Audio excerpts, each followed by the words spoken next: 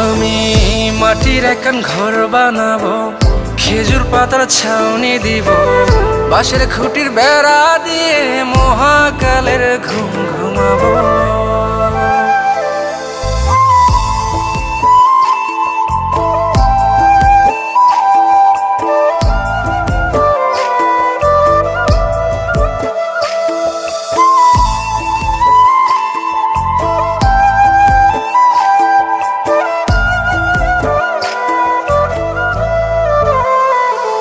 আরে ছাইরা যাইব ইটের শহর, মাটির ঘরে খাটবে রে প্রহর।